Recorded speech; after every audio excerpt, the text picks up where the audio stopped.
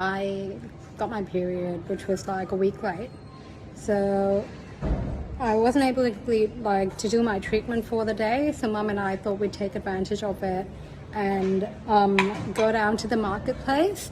I'll check a couple of videos here that kind of explain like our day there. But so Mum and I decided to head out to the market just to suss it out. And to exit, we need a pass. So just kind of like permission from the doctor to let us out of here. So we're just going to show that to the security guard. Hello. Thanks. Okay, I think you just give it to him and then you walk out. He barely looked at it. This is what it looks like right outside the hospital. Look, I won't lie, it's not that pretty on the outside, but you know, when you're kind of sheltered in one place, yeah, and there's like no pavement, so I'm just kind of hoping for the best. Yeah, I guess when you're inside and it's really sheltered, you don't really feel it. Yeah. Now in the market, honestly, look, I wouldn't lie, I quite regret coming. It's so hot and I do feel quite unwell. Like, Mum stopped at a shawarma shop, even though we can't have shawarma, she just wanted to get a coconut.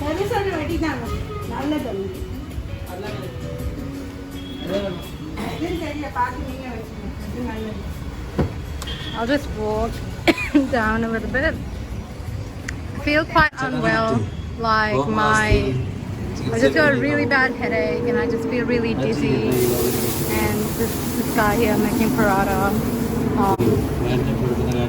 Yeah, and then there's this busker over there as well. He's just kind of got like sound amplifiers. I don't actually know musical terms, so I don't know why I try. And yeah, I'll just walk this way as well. Like, I'm just trying to show you guys really quickly because I realized that I forgot to record, even though I've already walked past this place quite a few times. Yeah, it's just really, really exhausting. It's quite draining, and I've just got a really bad headache, and I kind of feel like I want to throw up, but it's just, I do feel quite nauseous, and I guess it doesn't help that that we can't eat any of the food that we're seeing on the streets. We're on a very strict diet. That's a fruit shop and a bunch of fruit shops that way. But unfortunately, I was feeling extremely dizzy and I kind of lost my vision temporarily. Like, it just felt really draining. So we came back and then we went straight to see the doctor. And then we were just sort of explaining to him again. Like I said, it's really good to have the doctor just like right there, so you can go talk to him, you can have a conversation with him. So I've heard that in the Kottakkal branch, it's quite difficult to access the doctors like this because they're so much busier. They also run like free treatments and stuff like that. So it's much busier than it is over here. But yeah. So then we just spoke to the doctor, and he was like, he was pretty much just saying that like when you're undergoing the treatment, it's quite draining, it's quite strenuous, so it's best not to go out like at all. Like, they advise you not to even like step out for a bit. And the number of days that you take treatment for, this is regardless of your condition, the number of days that you take treatment for is the number of days that you're meant to also rest for. So right now, today's Monday, so it's been 6 days since we got here. Day 4 of my treatment, I had already had my medication changed 4 times. And it was because like the doctor kind of just susses like how we're going and how he's expecting us to be going. So I do keep like a journal / diary of like how I feel throughout the day, and then that way when the doctor comes in the next day, I go like, hey, this has been happening for years or months or whatever. I just wanted to let you know, like, you know, is it meant to go away just yet, or things like that, because sometimes some medicines work, some medicines don't. So it's good to just keep reminding them, because if you keep reminding them, then that way they might be like, oh, wait a minute, that's not meant to have, or like that symptom's meant to have gone away. things like that. So it is good to kind of keep a record of things, and then that way you can have a meaningful conversation when the doctors come around to visit. So most of the people here are undergoing different treatments, but this place does seem to be quite popular for like rheumatoid arthritis or psoriatic arthritis, slip discs. That seems to be like the most common cases that I've seen here. Yeah, so that's pretty much our. Oh, my thing fell in my. Look at that. My thing fell into my water. So I'm just gonna have to get rid of that later. Anyway, one thing over here is that the diagnoses that you get are not Western diagnoses. So which I've got no problem with. Like I think this is like their own different kind of science, and whatever they call it, like their way of understanding things is very different, and it's quite interesting to me. So I asked my doctor what he thinks my condition is, and he was describing it as this thing called Ama Visha. So I looked it up to see what Ama Visha even was. So ama is apparently like this sticky digestive like substance, like kind of like a waste product of the fuel that digests your food.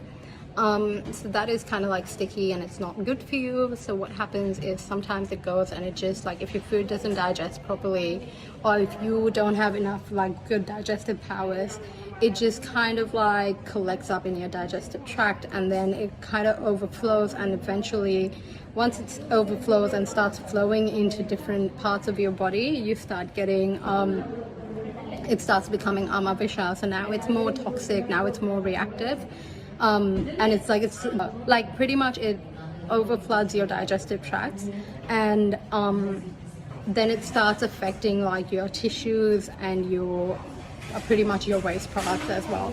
So that explains a lot to me, because that would explain my joint pains as well that I'm getting, and it also would explain like my IBS like symptoms as well. Yeah, so that's what he said he reckoned it was. So he was like, so we are trying to address your Ama Visha and try to get your stomach back to its proper state, because I asked him if I would be able to do Panchakarma, because when I initially booked this trip I had Panchakarma in mind. Having said that, I'm not going to go to my doctor and be like, hey, give me this treatment, because I trust these doctors here. They've definitely built that trust in me, so whatever they say is what I'm going to go with. So I don't want to be like, oh, this is what I want, this is what I don't want. Unfortunately in Australia that has had to happen to me a couple of times, like a lot of times, where I've had to go to a doctor. Well, my standard GP, like I've always had this problem with him, where I have to go to him and be like, do this and do this, because he's always like, oh, what do you think you have? Oh, I don't know what you have. So I had to like tell him what I wanted done, and that was just with experience, or with other doctors telling me, hey, you should do this, or like even when I sent my reports here, the doctors were like, get this tested, get that tested. I feel like the doctors definitely built my trust in him. So I asked him about Panchakarma, and he was like, yeah, look, I feel like it's become like a bit sensationalized and everyone just wants to do it. It's quite misunderstood, like you don't just go do it. And you like, he's like, of course it's a really good treatment for people who need it. And he was like, so he was like, for me, he can't do Panchakarma on me because my stomach's really weak. So given the fact that my natural state at the moment is quite weak, doing that is very taxing on your body, and it would make things worse for me, because I'll be enduring something that I don't even have the capacity to handle. He's usually quite a realistic guy. If you ask him if, like, now that we're here, we tell him about some people we know and ask if they can cure that person or this person and this condition and that condition. And his answers are always realistic. He's like, we got to look at the reports, we got to make that decision. Like, it depends on the case. That's always his answer. So it's a very careful answer. But every time he talks to me, he's always like, don't worry, we can actually solve this. Don't worry, we know what's happening with you, so we'll be able to get to the bottom of it. And yeah, I've made a lot of friends. Like, there's so many people here from all over the world. There's some people who are like Indians but living overseas, or there's some people who are like straight up from overseas. So I'll probably put in like a story time or something later on. when we were having dinner one day, this guy came up to us and he was saying that when he went on base camp, he got arthritis. He didn't realize it was arthritis. He just had a swelling in his knee and he couldn't walk without a walking stick. So when he came back, like, the doctors hadn't really given him anything that sounded promising. And then apparently his brother, who had previously been bitten by a mosquito in Sri Lanka, got this thing called Japanese eupholitis. I'm not sure, I'll just chuck in the name over here. But yeah, his brother got that condition and then he was completely paralyzed apparently, which is weird because I looked it up and it turns out to be a very rare condition. So he was completely paralyzed, wheelchair bound, and the doctors were like, yeah, we can't do anything about it. So apparently his brother had initially come to India, found this place and been really, really happy with it, that he'd also advised his dad to come here. So once his dad came here, his dad had also said really good things about it. So then this guy came here with his arthritis, got it all fixed up. And then when he went back to London, he started getting psoriasis. So now I think it's psoriatic arthritis. So he's actually come here 7 times and he just like swears by this place. He doesn't think there's anything else that's going to help him as much. So he's a lawyer as well. So he always complains that the stress is probably aggravating his condition a little bit. Trouble sticking to the diet is also probably aggravating his stress. Aggravating his condition. He said that he had also been to the main branch in Kottakkal, but he prefers this one because you get more attention here, it's more intimate, it's more homely. That's what he said so far. But everyone seems to have to be returning here pretty regularly, and for us it's our first time, but everyone here swears by this place and they're really happy with it. Mum and I are looking around and we're like, we wouldn't mind coming back here. So just in terms of housekeeping stuff,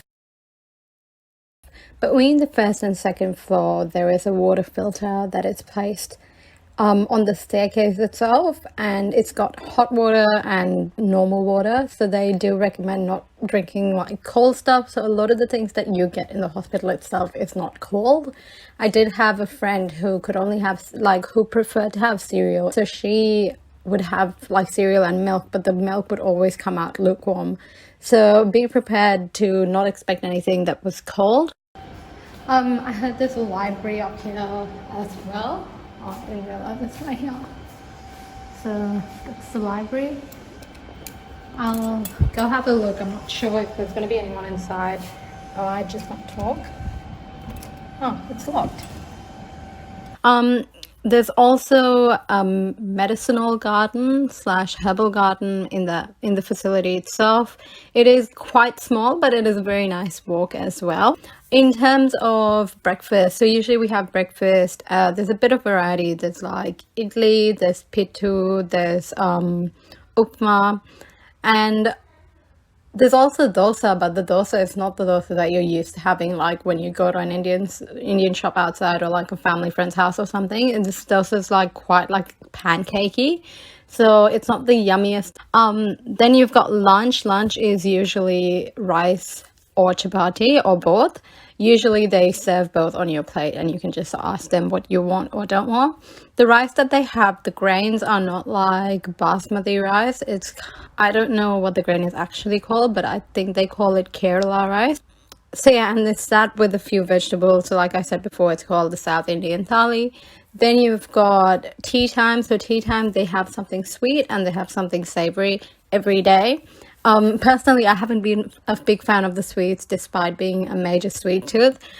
Every now and then they do make kesari, which I would die for, so that is really good. Yeah, and then you've got dinner. So dinner is chapati and then it's rice, but this rice is definitely basmati rice, so it's cooked a bit differently. You've also got a soup as well. You can always just request for fruit juices, which I saw a bowl of cut fruit whenever. You just end up paying a little bit extra for it, but honestly it doesn't even cost that much. Oh yeah, so definitely you're not allowed to have snacks from outside, no outside food. This chocolate has surprisingly been sitting in the fridge for quite a bit of time. Yeah, I thought I'd be a bit more coherent today, but I'm still really tired, and I am in a little bit of pain as well, so I think this is the best my energy can get for now.